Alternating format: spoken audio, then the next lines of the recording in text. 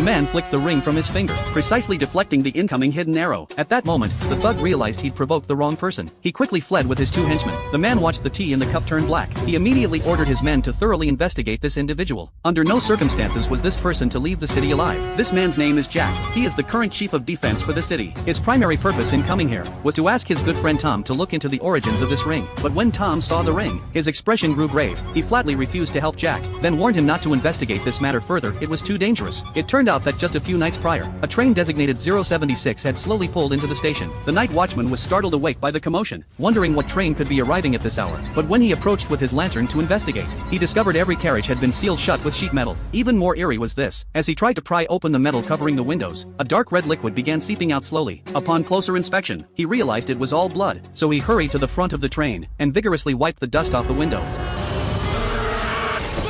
Early the next morning, Jack immediately cordoned off the scene. Through investigation, they learned this was a military train that had vanished nearly 30 years ago. When Jack entered the train, he discovered the entire train was filled with coffins, and all the bodies were lying face down. After passing through the last car, packed with corpses, they discovered a coffin chained shut, isolated within a cage. Jack knew that to uncover the train's secret, he had to open this coffin. But this coffin was no ordinary one. Legend had it sealed with molten iron, leaving only a small opening at the top. Forcing it open would release deadly fumes. The only solution was to reach inside and unlock it from within. Jack ordered his men to haul the coffin to the station and began preparations to open it. But for safety's sake, they would first attach a rope to a pair of large scissors and a swift horse, should any crisis arise. During the opening of the coffin, a gong would sound as the signal. The swift horse would immediately pull the rope, and the scissors would instantly sever the soldier's arm. This way, one can save their life by sacrificing an arm. For the city's safety, Jack stepped forward, removed his gloves, and plunged his hand inside. But as the mechanism turned,